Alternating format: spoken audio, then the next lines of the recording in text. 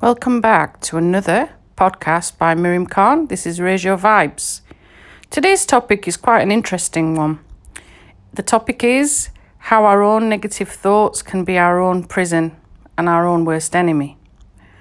You know, we all go through different episodes, different cycles, different particular experiences in our life that mold us, shape us, break us, mold us again. And, you know, a bit like a phoenix coming out of a big fire, we sort of reshape ourselves, remold ourselves, begin life again. But sometimes for certain individuals, this is quite hard to master because certain events in our life are trigger points that we just keep holding on to. And we have this repetitive cycle that goes on and on and on and on in our head, and we often can't break it. It's quite hard sometimes to do that as well, you know. You'll have certain people in your life, certain friends, certain family members, work colleagues, people that are in and out of your life, perhaps as acquaintances, that will spot the fact that, you know, you're having a tough time or something has happened to you. And, you know, they will provide sympathy, they'll provide empathy, they'll understand your situation, whether you've lost your job, whether someone has, sadly passed away, or perhaps you're just having a bit of a tough time. Certain things have got on top of you and you're not coping very well. It could be work pressures, it could be life pressures, family pressures, could be financial strain. All of us will have different scenarios that we can think of that lead to those negative thought patterns. Now, what happens sometimes is that, you know, we all have, I guess, groundhog days or hump days, or we have days that we think, you know, today's not going so well, or tomorrow's not going so well, or my actual week is not going well, or my month or my year. And that's the type of people that I'm referring to, because sometimes a majority of us, you know, we will bounce back from whatever situation it is. We'll allow ourselves to rise above it, and we'll allow ourselves to heal, and we allow ourselves to move forward. But then there are some of us who sadly have this toxic trait within us that we can't break. We have these negative thoughts, these negative attitudes, negative beliefs that consume us. And all they do is end up being like this repetitive pattern cycle that we cannot break. We don't see the positivity. We don't see the goodness around us. We forget to even lift our head up and recognize what is going on. Some of that is down to the fact that, you know, we are consumed with this pessimism, you know, woe is me. You know, why did this happen to me? Instead of thinking, what lesson am I here to learn? What are the blessings that have come out of this?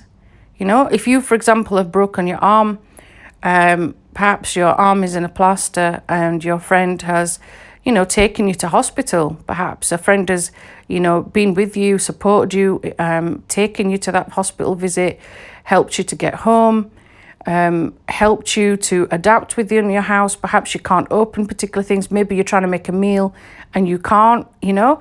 Perhaps you're trying to take a shower or something simple like getting dressed or just being able to get to work, whatever it is that needs adapting during that period of time.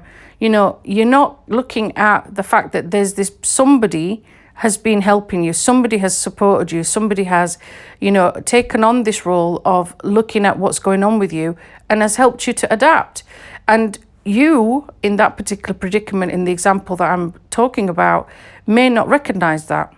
You might be thinking, oh, I can't do my work. Oh, this is too painful. Oh, I can't do this particular task because it's, oh, you know, and all this negativity keeps coming in. Instead of looking at the fact that you have people around you that are helping you and supporting you. This is what I mean, okay? So sometimes our toxic traits get us into this negative pattern, and we do repeat it, you know? Some of us do repeat it constantly. I know many individuals that go through this scenario. They are unable to actually open up their eyes and see the blessings and the beauty in front of them and the joy. There are times when we have so much joy around us that we are consumed by the negativity and the pessimism, we don't see it. You know, if you're having a bad day, if you're having a bad week, whatever it is, are you looking around and, for example, looking up at the sky? Are you looking at the beauty of the sky? Are you looking at the birds flying? Are you listening to the birds? Are you listening to the nature that's around you? Okay? Are you looking at the friendships that have supported you in your tough times? Are you appreciating it? Do you get what I mean? Some of us don't see that beauty. We are so consumed by the negativity and the toxic thoughts. There's somebody I've known for a long time who, for a number of years has allowed the toxicity to take over. And in the end, you become your own worst enemy, okay? Because when you have that negativity in your mind and you allow it to keep repeating and repeating and repeating, like I said, for over a cycle of 40 years, you don't allow yourself to be free. You don't see the fact that you yourself have become this broken person, fixed with trauma, but it's a trauma that you've allowed yourself to enable. And you're the one that's in charge. You're the one that's in power. Okay? And worst case scenario, without realizing it, you've created your own prison. You've created your own prison of thoughts, of negativity, of pessimism, of not being able to appreciate the joys that have come into your life. Think about that. Think about that for a second. Think of someone on a seesaw, On one side, you've got somebody with such positivity and love and embracing you for who you are. And then on the other side, you yourself are consuming all this negativity, hate. You don't love yourself. You don't like yourself, let alone love yourself. You allow this toxicity of whatever the scenario is that's happening in your life. All of us will have different aspects of things that are going on, but you are allowing it to consume yourself, And in that seesaw, that negativity is going to outweigh the positivity, the joy and the love and the kindness that you yourself can exhibit and others are trying to give to you. Won't be coming into your life. You keep putting up these barriers. You resist it because you think that you're not worth it as well. That comes down to self-worth and it comes to self-love and appreciation. There are people that will be out there desperate for that type of love and joy, And when you are somebody that is consuming that toxicity and consuming that negativity for a long period of time, you'll find that people won't want to be with you. They won't want to be within your company. They won't want to be within your circle. And when someone does come in, trying to help you, trying to enable you to see the love and the joy and how beautiful a person and soul that you are, you will allow it for a little while. You'll break your barriers for a little while, but then the toxicity begins again. Okay? So how do we move forward? What can we do? Well, in some cases, it can be solved slowly, okay? And in other cases, it might be that some major patterns of toxic behavior can't be moved at all, but there might be fragments that we move. There might be certain scenarios that we do differently. The way our thought patterns are, the way our behavior patterns are, we allow ourselves to go forward. Okay, but like I said to you, this is not an easy scenario to do because we get trapped and we are in a prison that we've created for ourselves. Some individuals that I'd been counselling not so long back, had got themselves in such a state that they had got themselves thinking that they are free and that they are enabled and that they are in control, whereas in fact they're not. They don't realise that they themselves have created this layer upon layer upon layer of entrapment, And it's only when we really start to look at ourselves, and we start to look at these positive things that we slowly start to move forward. Things you can do. We all are from different cultures, different traditions, different contexts, different countries, for those of you that are tuning in, and you will have your own belief system. Not one perspective is necessarily the correct way. Religion, if you are someone that's very spiritual, someone that likes to pray, maybe prayer is your way of seeking some help and some guidance. Maybe there are people around you, in your religious context that can offer you some counseling, that can offer you some guidance. Okay, but also be cautious with that too. Be careful with choosing the right person in that particular predicament, someone that's not going to be judgmental, someone that will listen to you and will offer you good advice. That's also a bit of a caveat when you're looking at scenarios like this. You might have close friends that can allow you to just help you through this as well. It might be that you just need a little conversation. It might be that you just need a little chat with someone. It might be that you need a walk. You might need a cup of coffee, cup of tea, whatever it is. It might be that you just need a bit of you time and them time to just get things off your head and off your mind. Okay? So that you're not necessarily thinking of that toxic conversation in your head. You're also allowing yourself to let it go. And sometimes that's also the hard thing as well. It's not always easy to let things like that go. Now, with some of the larger situations and larger scenarios, you'll have some individuals that will keep holding on to that toxicity. And like I said, you can allow someone the tools, you can show them the tools, you can show them the help. Some people, for example, are so bogged down with their toxicity and with their pain that just small things, for example, taking them to a doctor's appointment, helping them, maybe taking them out of their house, maybe allowing them to sleep at your house if it's convenient, just little things that are enabling them to have a bit of freedom. It might be that that person doesn't drive and you drive them somewhere.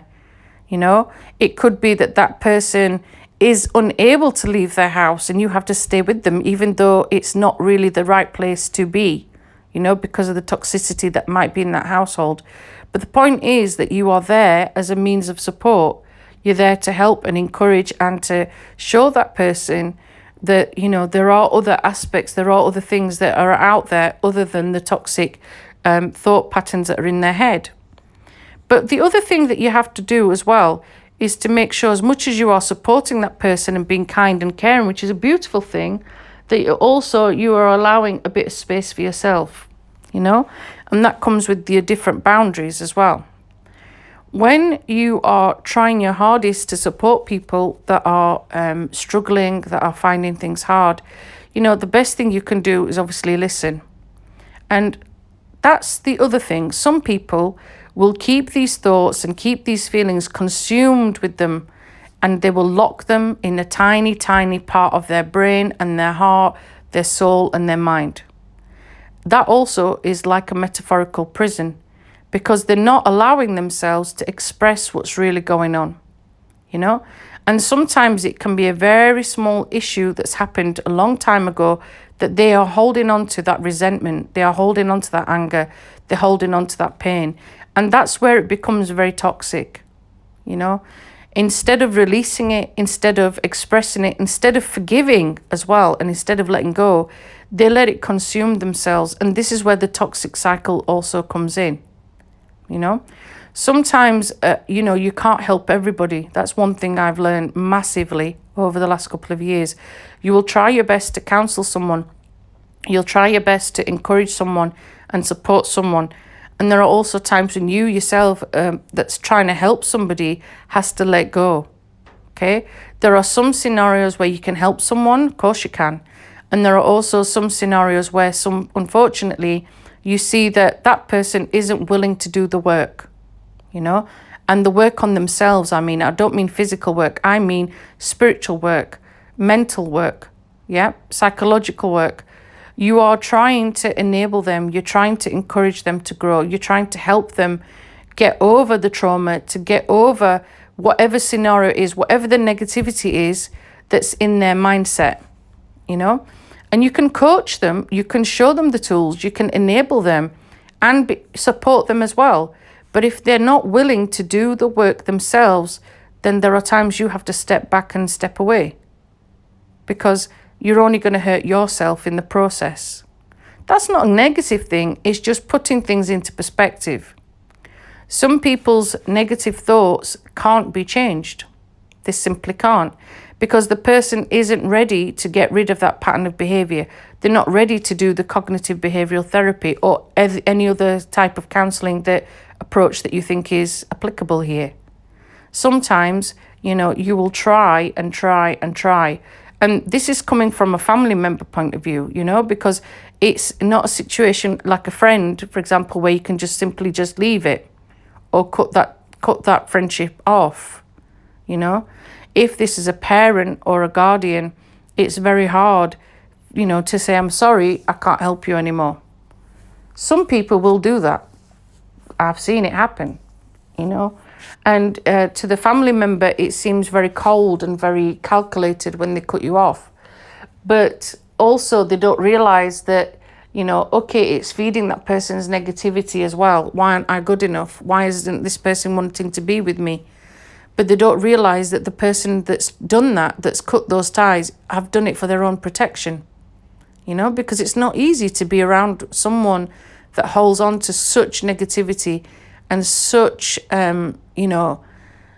worthlessness about themselves, I guess, and lack of self-love and lack of self-care. These are not things that are going to happen overnight. These are not things that are going to change. Some affirmations of, just understanding that you are a beautiful soul, you're a beautiful person, that you're a beautiful human being. And yes, people have come along in our lives and people have hurt us. Some people have hurt us massively, and they've built scars on us. They've built inner scars, inner wounds, and some we can't heal from. But the point is that we have to learn to forgive and we have to learn to let go, whether it's forgiving them or forgiving ourselves, and letting go of things that not necessarily aren't helping us anymore, instead of dragging around that pain that becomes this huge concrete mass that is weighing us down.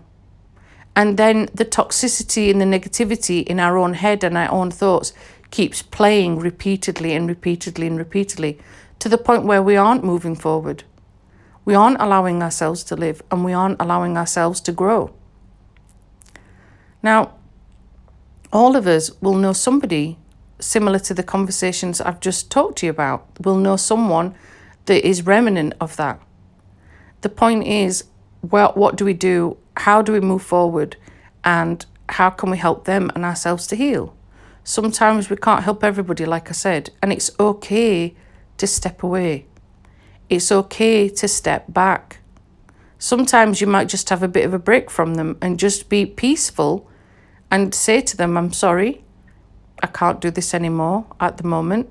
I have too much on and I need to go forward and do this, and this. And the person has to respect that. If they don't, then that's someone that you don't no longer need in your life. Okay? None of these things that I've said are easy, by the way. None of them are. Okay? But the toxicity in our mind, in our thoughts, in our mindset, these are things we can slowly change. We can recognize the small things that we do. So as much as something is dragging us down and is, weighing on our mind and is allowing us to web away at the person we are, did we get showered that morning? Did we get dressed? Did we eat something? Did we manage to look after ourselves? I know it sounds childlike, but these are things that when we're in trauma and we're in a negative mindset, we don't realize that actually these are huge things that we're managing to do. These are aspects of positivity, because we're looking after ourselves, we're showing ourselves self-care. Or we're allowing ourselves to say, I did a really good project at work today, for example. I did a really good one and I deserve a pat on my back, even if it's me giving it to myself. The next week I might have a bad week at work, that's fine. But do we allow ourselves to celebrate the little joys? When we come home to our families and our loved ones, do we allow ourselves to embrace the fact that we've got people around us that love us and care for us unconditionally? Or are we blind to that? Do you get what I mean? It's recognizing the people that are around us, and it's recognizing the people within us. Some of us might be on our own. I've experienced that myself. I experienced that with people I've counselled as well. There are people around us that don't necessarily have anyone, which also doesn't help. So maybe if you're in that particular predicament, you need to break your cycle and slowly try to open up. Maybe try to make friends. Go and volunteer somewhere. Go and help somewhere. Go out in nature. Maybe strike up a conversation with someone that you wouldn't normally necessarily strike a conversation with. Break your patterns. Break the mold. Move forward. Let things go. Forgive. Not forget, but forgive. Forgive yourself. Forgive this other person. Because if you don't, you're going to carry it around like a dead weight. And there's nothing worse than that, because you're not allowing yourself to be free. You're not allowing yourself to be emancipated. If anything, you allow yourself to be stuck in the past, stuck in toxicity, stuck in negativity, not allowing yourself to see the joy and the beauty of who you are. You're also not living. You're existing, you're not living. And that's important to bear in mind as well. You know, wherever you are, whichever country you're listening to, whichever place you're in, whichever situation you're in, your scenario you're in, maybe this is ringing bells with somebody that you know. Just stop and reflect, detach, meditate. Ask yourself, within yourself, you know, how can I help myself and how can I help those around me? Hopefully, people can break some of these patterns if they're willing to do the work. If they're willing to do the work. Once we do that, it's a beautiful journey, knowing yourself again and breaking those patterns. Don't get me wrong, like I said, we all have hump days. We all have, you know, in-between days, and then some of us have groundhog days that seem to last a long time. But it's a matter of perspective, and it's a matter of outlook and vision and joy. And we're here to raise your vibes. Of course we are. That's the name of my show. And at the end of the day, I want people to be happy within themselves, but it takes a lot of work to get there. And, you know, the best thing is experience. Experience is our best teacher. And from that, we can be wise or we keep learning. The choice is up to you. Thank you for listening. Tune in next time for another show. Take care. Blessings to all. Bye-bye for now.